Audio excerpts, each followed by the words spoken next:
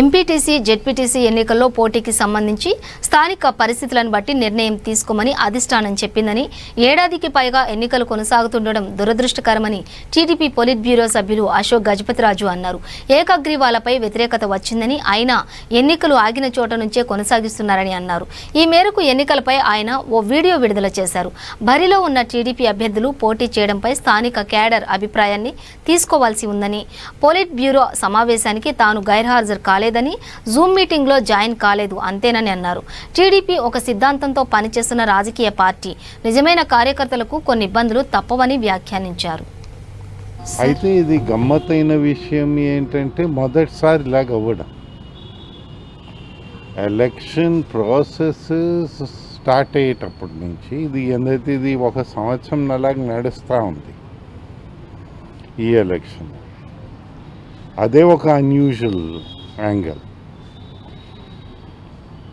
మనకి ఈ ఎలక్షన్లోనే మొదట యునానిమస్ ఇవ్వకండి అని అది వచ్చింది. ఆ థింకింగ్ నుంచి మీకు ఎక్కడ పోటీ చేయవచ్చు అక్కడ చెయ్యండి, మిగతాది అక్కర్లేదని ఆ భావన వచ్చేటట్లా ఇవాళ వస్తూ ఉంది. కొంచెం డైమెట్రిక్లీ ఆపోజిట్గా ఉన్నట్లా అనిపిస్తాం. ఏదైనా తెలుగుదేశం పార్టీ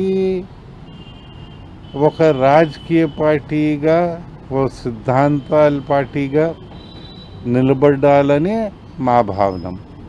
అందుకోసం కార్యకర్తలుగా పనిచేస్తూ వస్తున్నాం. కార్యకర్తలుగా పనిచేసే వాళ్ళకి కొంచెం బాధలు ఉంటాయి, కొంచెం తను తింటూనే ఉంటాం కొన్ని, అది సరగ్గా ఉంటుంది. నాయకులు ఏంటంటే అక్కడక్కడ అడ్జస్ట్ అయిపోతుంటారు, అది కనిపిస్తూ ఉంటుంది, ఆ ప్రాబ్లమ్స్ ఉంటాయి. జిల్లా వారీగా కాదు కదా, లోకల్గా తీసుకోమన్నారు. ఇప్పుడు ఎంపీటీసీ అని చూడండి, నేను మీటింగ్లో లేను.